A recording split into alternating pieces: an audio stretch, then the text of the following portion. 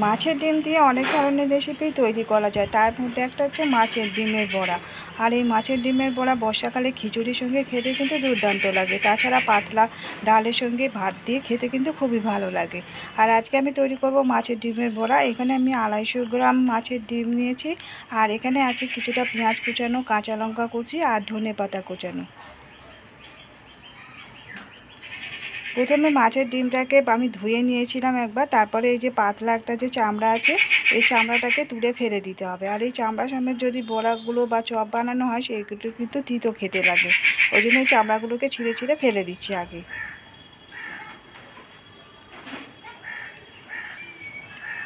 এখন মাছের ডিমটাকে পরিষ্কার করে নিয়েছি, এর মধ্যে দিয়ে দিলাম পেঁয়াজ কুচি, কাঁচা লঙ্কা কুচানো আর ধনেপাতা কুচি, আর দিয়ে দিচ্ছি স্বাদ মতো নুন। হলুদের গুঁড়ো দিয়ে দিলাম 1/4 টিস্পুন, আর দিয়ে দিচ্ছি এর মধ্যে ধনের গুঁড়ো 1/2 চা চামচ, আর জিরের গুঁড়ো দিয়ে দিচ্ছি 1/2 চা চামচ। আর এর মধ্যে দিয়ে দিচ্ছি এখন বেসন।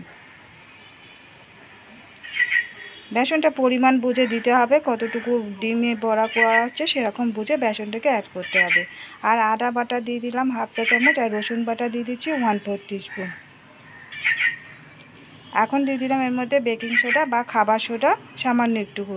এখন সমস্ত উপকরণগুলোকে হাত দিয়ে খুব ভালো করে মেখে নিচ্ছি। আর এই মাছের ডিমের বড়ায় খুব বেশি বেসন দেওয়া যাবে না, বেশি কিন্তু বেসন দিয়ে দিলে আবার মাছের ডিমের বড়াগুলো শক্ত হয়ে যায়, কিন্তু অল্প করে বেসনটা দিতে হবে।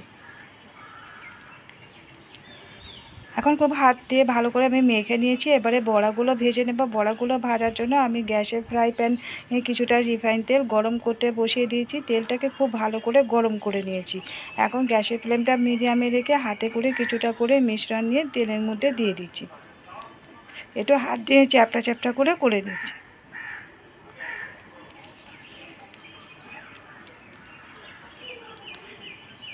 মাছের এরকম ডিমের বড়া বানিয়ে এগুলোকে আবার গ্রেভি করেও এক রকমের রেসিপি তৈরি করে নেওয়া যায়, আবার শুধু এরকম বড়া বানিয়ে ভাতের সঙ্গেও খাওয়া যায়।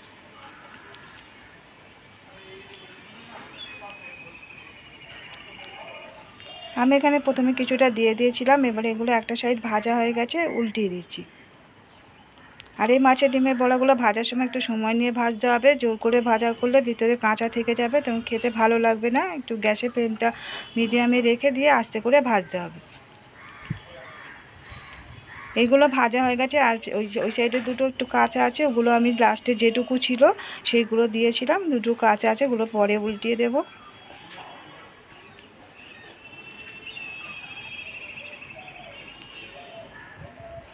এখন অপোজিটটাকে একটু গোল্ডেন কালার হয়ে গেলে তারপরে উঠিয়ে নেব। এই যে এগুলো ভাজা হয়ে গেছে, এই বড়াগুলোকে আমি তুলে নিচ্ছি।